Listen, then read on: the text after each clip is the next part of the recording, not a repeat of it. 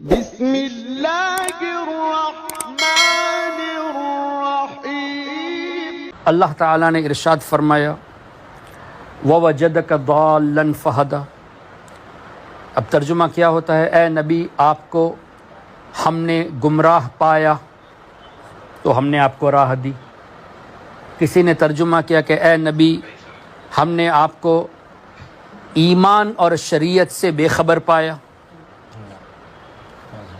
اس طرح کے ترجمہ کے کسی نے کہا کہ ہم نے آپ کو لاسٹ پایا اور ہم نے آپ کو راہ دی، گائیڈ کیا۔ اس طرح کے تراجم کیے ہیں، لیکن حضور میری سمجھ میں یہ نہیں آتا۔ میں نے کئی تفسیر اس آیت کریمہ پر دیکھی، کہیں پر بھی میں نے یہ نہیں دیکھا کہ کسی مفسر نے گمراہ کا لفظ لکھا ہو،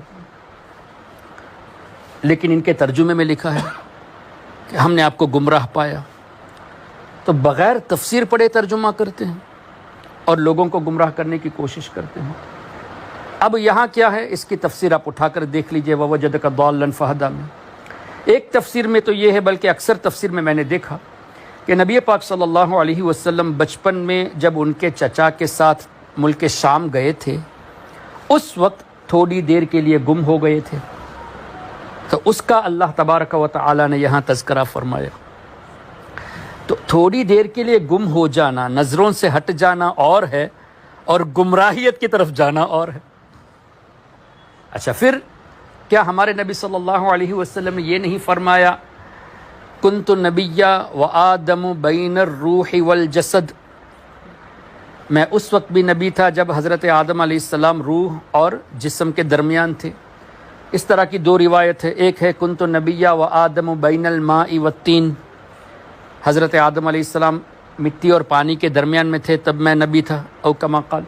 لیکن اس حدیث کو، ماء اور تین کی حدیث کو، کچھ لوگ نہیں مانتے، ضعیف مانتے ہیں، لیکن ابن تیمیہ نے بین الروح والجسد کو صحیح کیا ہے، صحیح کہا ہے کہ یہ حدیث صحیح ہے۔ تو ہم دونوں پیش کرتے ہیں، اور روح اور جسد والی ورڈنگ میں فرق ہے نا، اس ورڈنگ کو تو مانتے ہو، مانا تو ایک ہی ہوا نا، پانی اور مٹی کے درمیان ہونا، روح اور جسد کے درمیان ہونا۔ And of the day, before the creation of آدم علیہ السلام، آن نبی واز اے پروفٹ، یہی تو ہوا نا۔ تو جب ہمارے نبی پہلے سے نبی تھے تو گمراہ ہونے کا سوال کیسے جب وہ نبی تھے؟ اس لیے کہ نبی ہوتا ہی دوسروں کو گائیڈ کرنے والا، تو گمراہ ہونے کا سوال ہی نہیں ہے۔ اسی طرح میں نے غالباً قرطبی میں دیکھی تو امام قرطبی فرماتے ہیں کہ یہاں مراد دال سے محبت بھی ہے، کہ ہم نے آپ کو اللہ کی محبت میں خود رفتہ پایا، اور وہ دلیل کیا دیتے ہیں؟ تاللہ انک لفی ضلالک القدیم۔ حضرت یعقوب علیہ السلام نے جب ارشاد فرمایا انی لاجد ریح یوسف، میں یوسف کی خوشبو محسوس کر رہا ہوں، جبکہ حضرت یوسف علیہ السلام خود تشریف نہیں لائے تھے، ان کے جبے مبارک کو بھیجا تھا، لیکن حضرت یعقوب علیہ السلام فرماتے ہیں کہ آئی سینس، میں ان کی خوشبو کو محسوس کر رہا ہوں۔ اس طرح قرآن کریم کی آیت کریمہ۔ اب کیا ہوا، تو وہاں ان کے گھر والے جو تھے، پوتے وغیرہ، انہوں نے کہا کہ اے ابا جان یا اے دادا جان، آپ ابھی اس پرانی محبت میں ہیں یوسف علیہ السلام کے تعلق سے، لیکن جملہ ضلال ہی ہے یہاں، ووجدک ضالاً اور انک لفی ضلالک القدیم، ضلال ہی کا لفظ ہے۔ ان وہابیوں نے یعقوب علیہ السلام کی بات آئی تو یہاں محبت کا ترجمہ کیا، لیکن حضور کی بات آئی تو گمراہ کا ترجمہ کیا۔ یہ کون سا انصاف ہے؟ تو تفسیر میں یہ آیا، چونکہ یہاں یہ مراد لیا گیا ہے، وہاں بھی یہ مراد ہے۔ اچھا، اب اعلیٰ حضرت امام احمد رضا کا ترجمہ دیکھیں تفسیر کی روشنی میں، اٹس ویری کلیئر، اللہ نے آپ کو اپنی محبت میں خود رفتہ پایا۔ تو تفسیر کا نچوڑ ہے سید اعلیٰ حضرت امام احمد رضا رحمۃ اللہ علیہ کا ترجمہ۔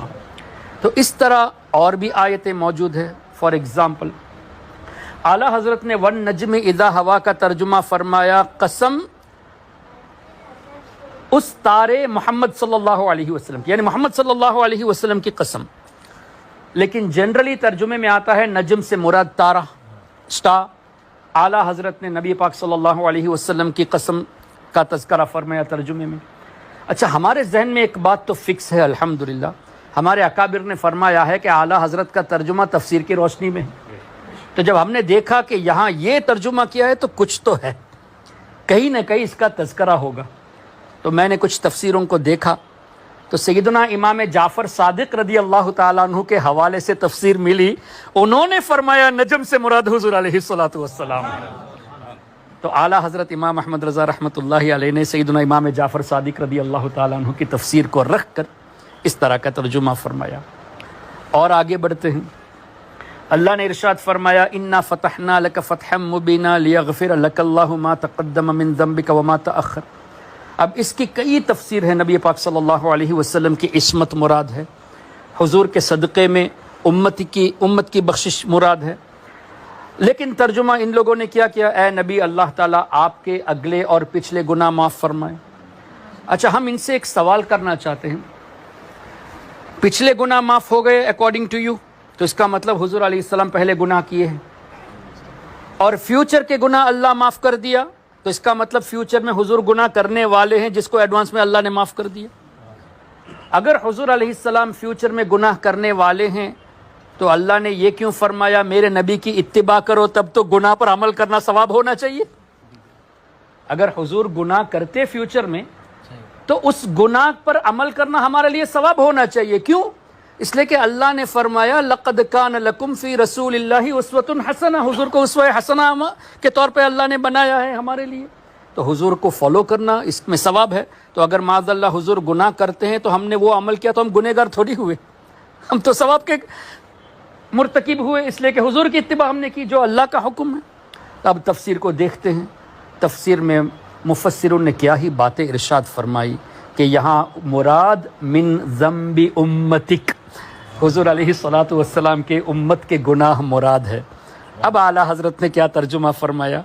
اے حبیب صلی اللہ علیہ وسلم، اللہ نے آپ کو روشن فتح عطا فرمائی تاکہ آپ کے صدقے میں آپ کے اگلوں کے اور پچھلوں کے گناہ اللہ معاف فرمائے.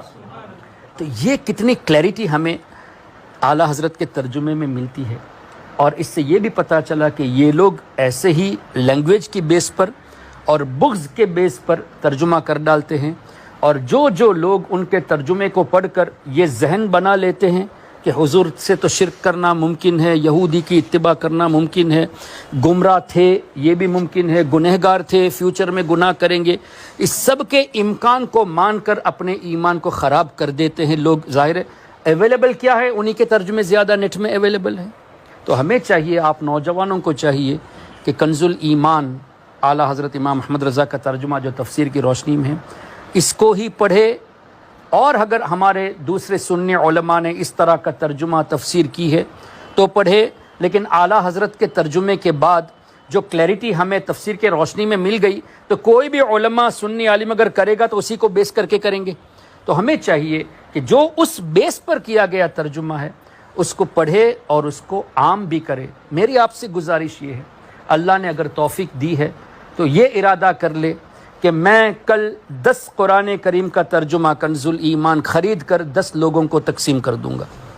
جن لوگوں کا ایمان بچ جائے گا ان سب کا ثواب آپ کو ملے گا.